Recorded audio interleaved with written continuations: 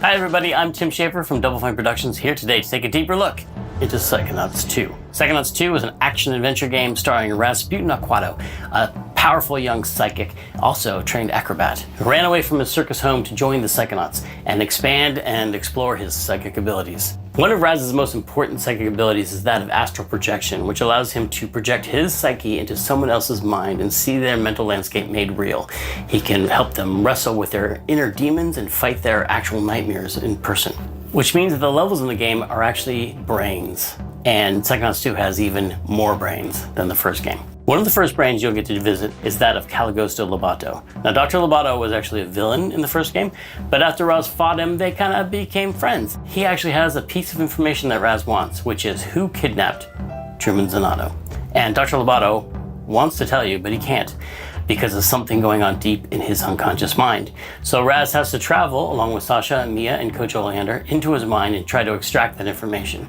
And there's a lot of forces at work inside Lobato's mind, maybe put there by someone else, who are trying to stop you, including some of the enemies that you might recognize from the first Psychonauts game, including the censors, entities designed to stamp out thoughts that don't belong in someone's mind, including Raz, who doesn't belong here. But you also see a lot of new enemies, such as doubts and regrets. Lobato's mind is plagued with doubts and regrets, and they're very dangerous for Raz. Did I mention there's a lot of teeth? Have I mentioned there's a lot of teeth? There's a lot of teeth. He's an amateur dentist. He doesn't know a lot about teeth, but he really likes them. Luckily, to fight all these enemies, Raz will have his psychic powers, including his powerful psychic punch, where he has these hands that extend psychically from his body into a powerful melee combo. He also has his psychic blast, where he can shoot a powerful energy beam out of his brain. Raz also has the ability of pyrokinesis. It's always handy to be able to burn things with your mind. And levitation. Raz can use his own thoughts, his own thought bubble over his head as a balloon to float around or ride around on to get somewhere really quickly. So with these new powers, Raz can fight all these new enemies and hopefully find out who kidnapped Truman Zanotto. Now, while Truman's been kidnapped, the person running the Psychonauts is Hollis Forsyth, the second head of the Psychonauts. Hollis is also the head of the intern program, which is what Raz has joined now that he's become part of the Psychonauts. And he is invited into Hollis's brain for instruction. Hollis is teaching him a new psychic ability called mental connection, where you can see two thoughts in someone's mind and connect them, sometimes creating new thoughts, making new things happen. While Raz is training in mental connection inside of Hollis's mental classroom, he experiments a little too far and accidentally, maybe slightly on purpose, creates a lot of interesting gambling inside of Hollis's mind because he wants to go on the mission to the Lady Luctopus Casino. Unfortunately, this connection leads to more connections, and eventually the whole thing gets out of Raz's control, and Hollis gets way too interested in gambling. And Raz has to go back into her mind, where he finds out that her memories of medical school, and where she studied neurology, have been corrupted by this gambling interest, and it becomes a casino hospital. And Raz has to actually go in there and engage with all these gambling machines in order to shut it down and return Hollis's mind back to normal. And she's gonna be really mad. Inside Hollis's mind, you'll see bigger, tougher sensors that have turned into bouncers inside the casino, and also a new enemy called Bad Idea. Bad Ideas spawn actual nasty-looking light bulbs over their head that become dangerously explosive and blow up in Raz's face.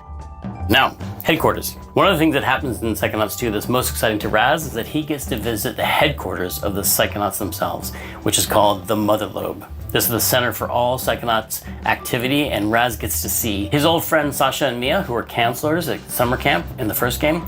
He now gets to see where they work. He gets to see their offices, he gets to see their labs, he gets to see their co-workers, other agents in the field, but also he gets to see the admin and maintenance staff as they go about their business and hang out in the cafeteria, and sort of the everyday happenings of what appears to be normal in the Psychonauts world. There are a lot of little hidden pathways and treasures around the base that he can find, side quests and scavenger hunts and things that you might recognize from the first game. There's a lot of characters to meet, a lot of fun things to discover, a lot of secrets about the Psychonauts themselves, and the lore of the founding of the Psychonauts, including the Psychic Six, who were seen on stumps around the campfire in the first game, but now we get to go much deeper into the story of how they played a part in the founding of the Psychonauts, how they were brought together and recruited by Ford Cruller and turned into this amazing international espionage force.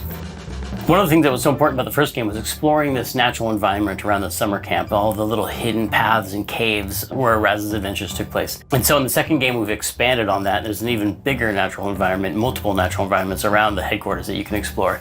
There's a quarry outside the mother lobe, which is where they dug out these massive deposits of Psychonium. Psychonium, this psychoreactive mineral that amplifies and changes psychic powers. There's lots of secrets around the quarry, lots of abandoned mines and caves and things to explore. And next door to the quarry is an abandoned roadside attraction called the Questionable Area, a sort of power vortex of strange happenings, which is also caused by the Psychonium deposits in the area. Water flows uphill, animals behave strangely. There's caves dedicated to the mystery of the Sasclops, which is a giant one-eyed being that might have existed and might not have. Here in the Questionable Area, Raz's family is camped out, his entire family, as if to embarrass him in front of his new Psychonauts friends. His family has showed up and they want him back in the circus.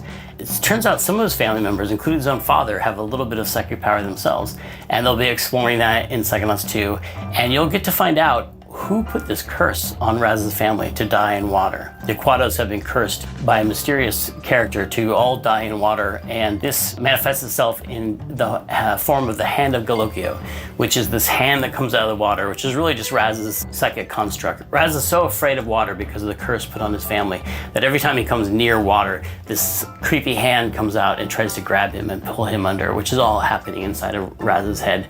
In Psychonauts 2, you'll get to find out who put this curse on Raz's family, where it came from, and what he can do about it. The story you uncover about the curse put on Raz's family links back into the story of the foundation of the Psychonauts, and Raz finds out that his family and the Psychonauts family are actually more intertwined than he believed.